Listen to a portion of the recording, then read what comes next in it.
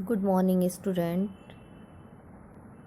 अभी अपन ने 2 दिन अपन का चला क्या, वाक्य के भेद और रूपांतरण, ठीक है ना। साधारण, संयुक्त, मिश्र, और इसी सीक्वेंस में हम आपको आज बता देते हैं वाक्यगत अशुद्धि कि किस ढंग से वाक्यगत अशुद्धियाँ होती हैं और उसमें कैसे संशोधन किया जाता है ना। अशुद्धियाँ कितने प्रकार की होती हैं, किस प्रकार से होती हैं, ठीक है, जिससे हमारा वाक्य वाला चैप्टर बिल्कुल एक साथ चलता रहे, आप लोगों को बिल्कुल आसानी से क्लियर हो जाए, ठीक है। ओके बच्चों, तो अपन स्टार्ट करते हैं।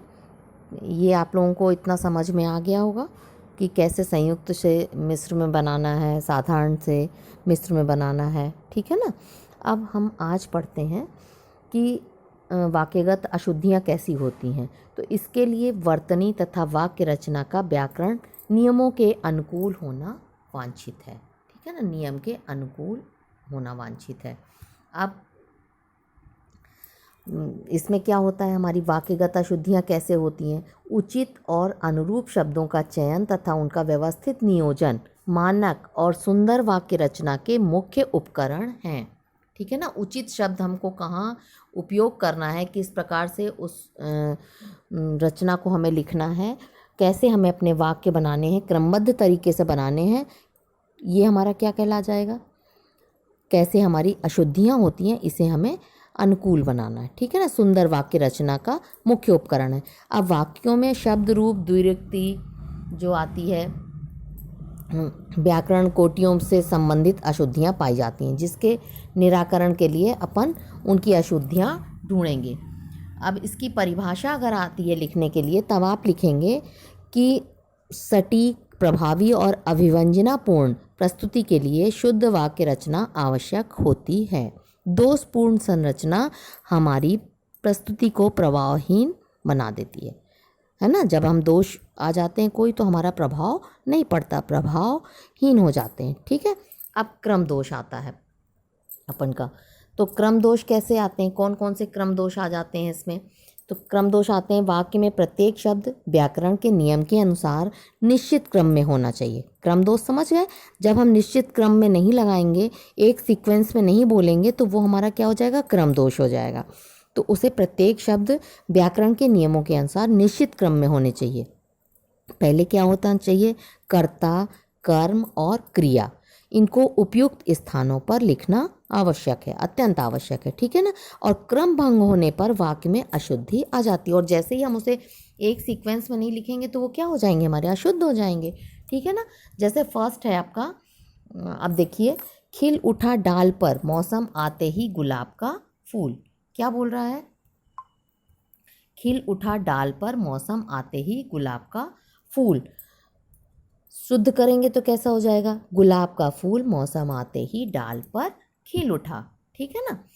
फिर सेकंड है हमारा, महेश जो कल बीमार था ने आज भी कोई दवा नहीं खाई।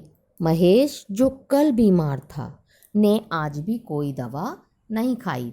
करेक्ट शब्द क्या हो जाएगा हमारा, महेश ने जो कल बीमार था आज भी कोई दवा नहीं खाई, ठीक है ना।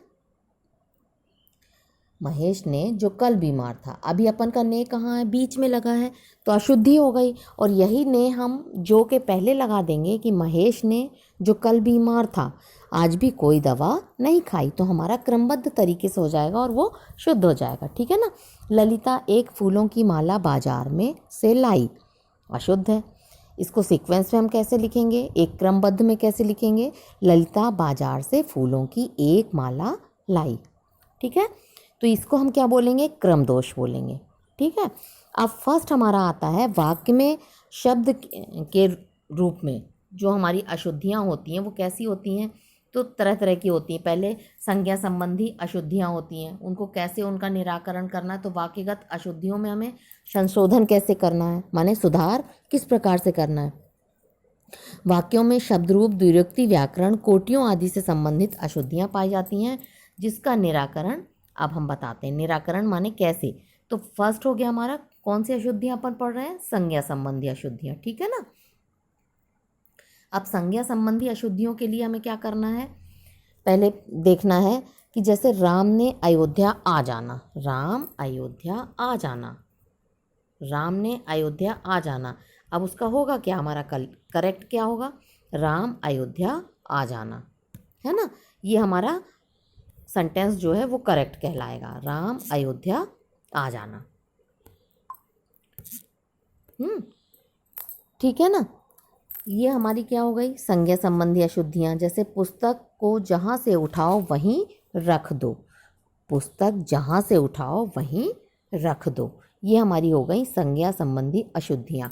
अब अपन पढ़ते हैं नेक्स्ट, हमारी आती हैं सर्वनाम संबंधी अशुद्धियाँ। ठीक है ना। सर्वनाम संबंधी अशुद्धियाँ कौन कौन सी हो गई हमारी, तो सर्वनाम संबंधी अशुद्धियाँ हमारी हैं, जैसे हम अपने पिता के सबसे बड़े लड़के हैं। जहाँ मैं के स्थान पर क्या लग गया, हम लग गया। हम का प्रयोग नहीं करना चाहिए। हम का प्रयोग किस में होगा, मैं के स्थान पर हम का प्रयोग हो गया, तो वो क्या हो गया, हमारा सर्वनाम संबंधी अशुद्धियाँ हो गई, है ना। हम अपने पिता के सबसे बड़े लड़के हैं, वहाँ पर क्या होगा शुद्ध वाक्य, मैं अपने पिता का सबसे बड़ा लड़का हूँ, मैं अपने पिता का सबसे बड़ा लड़का हूँ। वह चले गए, वह की जगह पर क्या हो जाएगा, वे चले गए। ये हमारी सर्वनाम संबंधी अशुद्धियाँ हो जाती हैं। ठीक है ना। अब निजवाचक सर्वनाम संबंधी अशुद्धियाँ होती हैं जहाँ अपना की जगह अपने अपनी के रूप प्रयुक्त होते हैं। जैसे मैं मेरी कलम से लिखता हूँ, तो मैं अपनी कलम से लिखता हूँ। ठीक है ना। ये स्वयं के लिए हो गई। अपनी, तुम अपनी की जगह क्या हो जाएगा, वह अपनी, हम अपनी, ये निजवाचक सर्वनाम हो जाएंगे। ठीक है ना। मेरे को घर जाना है, क्या बोलेंगे, मुझे घर जाना है, मेरे को घर जाना है, मुझे घर जाना है। ये हो जाएगा हमारा सर्वनाम संबंधी अशुद्धियाँ। जैसे आप कहाँ गया था, अब करेक्ट क्या हुआ, आदर्शसूचक एक वचन सर्वनाम है, तो एक वचन की जगह क्या हो जाएगा, बहुवचन के रूप प्रयुक्त होते हैं, तो वहाँ क्या होगा, आप कहाँ गया था, हमने क्या बोला, इनकरेक्ट है, ये हमारा सही नहीं है। सही वाक्य हमारा होगा आप कहाँ गए थे। ठीक है। थर्ड हम पढ़ते हैं। थर्ड हमारी आती हैं जो अशुद्धियाँ हैं, वो कैसी हैं, विशेषण संबंधी अशुद्धियाँ हैं। थर्ड अशुद्धियाँ हमारी विशेषण संबंधी अशुद्धियाँ हैं। ठीक है ना। अब इसको हम कैसे, विशेषण संबंधी अशुद्धियाँ कैसे प्रयोग करेंगे, जहाँ हमें विशेषता बतानी है उनको हमें सुधारना है। ठीक है ना। जिस चीज़ की हम विशेषता बता रहे हैं वहाँ पर जो अशुद्धियाँ आती हैं उनका हमें निराकरण करना है। वह भाग्यवान स्त्री है, तो क्या बोलेंगे, वह भाग्यवती स्त्री है। स्त्रीवाची शब्द प्रयोग में हमें ये ध्यान रखना है कि विद्वान का विदुषी, गुणवान का गुणवती, बुद्धिमान का बुद्धिमती, बलवान का बलवती हो जाता है। ठीक है ना। ये शब्द परिवर्तित हो जाते हैं यहाँ पर। जैसे नीता सुंदरी लड़की है, तो क्या लिखेंगे, नीता सुंदर लड़की है। मेरे पास एक काफ़ी सफ़ेद सी धोती है, मेरे पास एक सफ़ेद सी धोती है। ठीक है।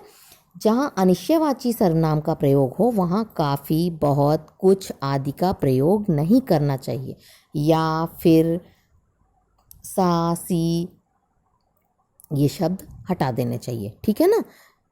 क्योंकि ये अनिश्चयवाचक सर्वनाम है, तो यहाँ पर हमको क्या क्या हटा देना चाहिए, किनका प्रयोग नहीं करना चाहिए, या फिर, सा, सी, इन शब्दों को हमें हटा देना चाहिए। जहाँ अब आते हैं हम, जैसे मालती ने बहुमूल्य मौका खो दिया, तो क्या लिखेंगे, मालती ने एक बहुमूल्य अवसर खो दिया। मौका की जगह क्या हो जाएगा, अवसर हो जाएगा। क्यों, क्योंकि जिस भाषा की संज्ञा हो उसी भाषा का विशेषण होना चाहिए। जिस भाषा में संज्ञा लिखते हैं उसी भाषा का हमें विशेषण प्रयोग करना है।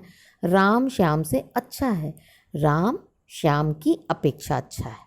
ठीक है ना। राम श्याम की अपेक्षा अच्छा है, तो ये हमारा हो जाएगा करेक्ट शब्द हो जाएगा। व्याकरण संबंधी ये अशुद्धियाँ विशेषण संबंधी अशुद्धियाँ कहलाएंगी। एक दूसरे को भिन्न बताते समय वाक्यों में की अपेक्षा लगाएं। समझे, एक दूसरे को अलग अलग बताने के लिए हमें वाक्यों में क्या करना चाहिए, की अपेक्षा लगाना चाहिए। बीच में हम जब सेंटेंस को सुधारेंगे तो की अपेक्षा लगाएंगे। जैसे राम श्याम से अच्छा है, तो उसको हमने शुद्ध किया तो क्या किया, राम श्याम की अपेक्षा अच्छा है। ओके। जैसे विश्वनाथ और गोविंद में सबसे तेज कौन है, तो करेक्ट करेंगे होगा विश्वनाथ और गोविंद में अधिक तेज कौन है ना। तब हमारी एक ये तुलना होगी। अब कल हम आपको बता देंगे इसी के विशेषणों के स्थान पर उचित स्थान पर किया गया जो प्रयोग किया जा रहा है उसको हमें देखना है कि विशेषण के स्थान पर हम कौन कौन से शब्द प्रयोग करते हैं, ठीक है ना। ये हम कल आप लोगों को बता देंगे। जैसे अब इसके हैं अभी विशेषण संबंधी एक दो अशुद्धियाँ हम आपको और बता देते हैं।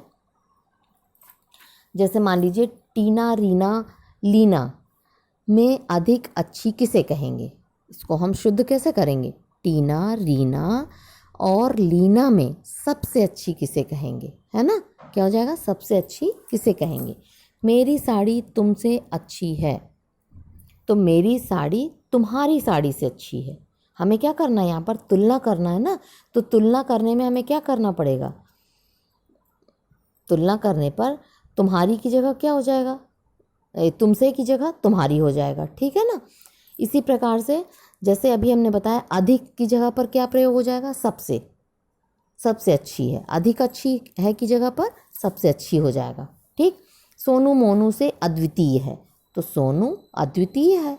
अब मोनू से क्या, अद्वितीय माने अपने आप में वो अलग है ना। तो विशेषण में किसी प्रकार की तुलना नहीं की जा सकती। फिर निरपराधी को दंड देना अनुचित है, शुद्ध करेंगे तो निरपराधी, तो अपराधी तो सब है, उसमें क्या हो जाएगा, निरपराध को दंड देना अनुचित है। निरपराध जो जिसने अपराध नहीं किया है उसे दंड देना अनुचित है, ठीक है ना।